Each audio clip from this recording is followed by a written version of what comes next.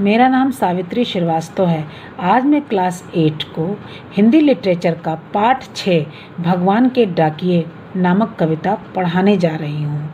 इसके रचयिता भारत सरकार द्वारा पद्म भूषण से अलंकृत राष्ट्र कवि श्री रामधारी सिंह दिनकर जी हैं। बच्चों, इस कविता में पक्षी और बादल को भगवान के डाकिये के रूप में चित्रित किया गया है, अर्थात भगवान के संदेश वाहक के रूप में चित्रित किया गया है, जो मनुष्य को प्रेम, एकता, सद्भावना का संदेश देते हैं। तो आइए बच्चों शुरू करते हैं।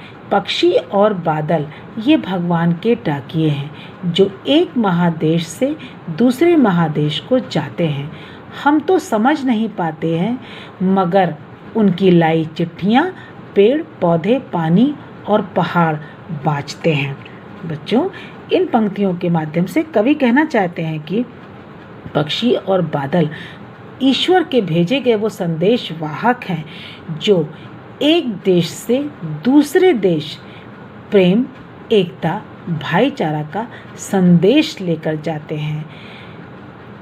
अर्थात प्रकृति संपूर्ण विश्व में प्रेम, एकता और भाईचारा चाहती है, जो कि पक्षी और बादल के माध्यम से ये संदेश भेजा गया है।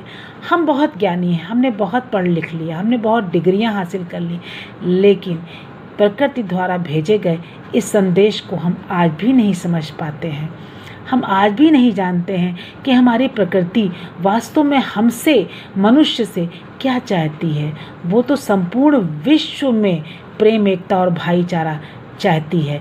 उसे तो कोई सीमा से मतलब ही नहीं है, लेकिन हम मनुष्य सीमाओं से बंधे हुए हैं। एक देश से दूसरे देश नहीं जा सकते हैं, स्वतंत्र रूप से उनमें संबंध नहीं स्थापित हो सकता है, लेकिन ईश्वर के भेजे गए इस संदेश को कौन पढ़ पाता है? पेड़, पौधे, पानी और पहाड़ ये ईश्वर के द्वारा भेजे गए संदेश को समझ जाते हैं और उनका अनुसरण भी करते हैं।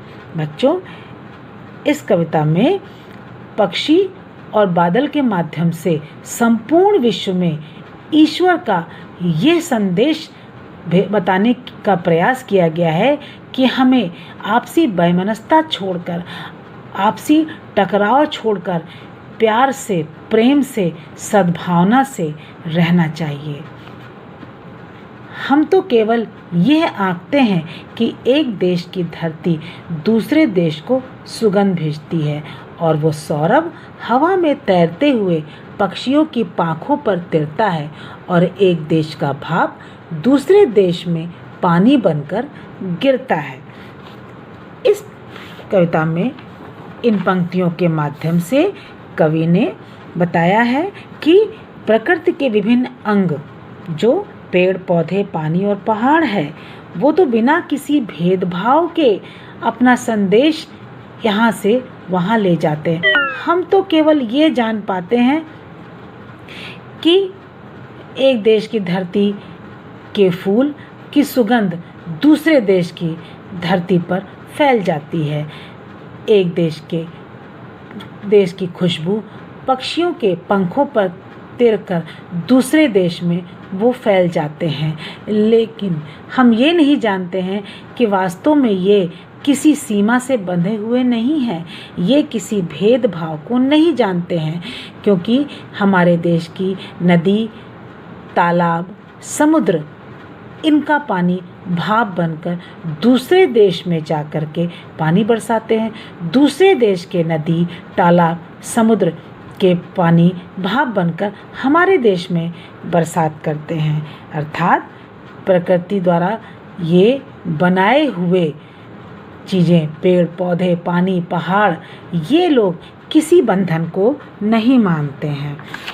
अर्थात भगवान के जो डाकिये हैं, ना तो किसी सीमा में बंधकर काम करते हैं और ना ही अपने और पराये की भावना से ग्रसित होते हैं।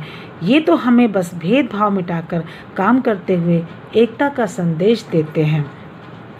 तो बच्चों, इस कविता के द्वारा जो है संपूर्ण विश्व में सभी मनुष्यों को स्वार्थ की भावना त्याग कर, जाति धर्म की सीमाओं को लांघ कर प्रेम भाव का संदेश फैलाने की बात कही गई है। तो बच्चों, इस कविता को आपने समझा और इसके भेजे हुए, ईश्वर के द्वारा भेजे गए संदेश को आपको भी अनुसरण करना चाहिए। धन्यवाद।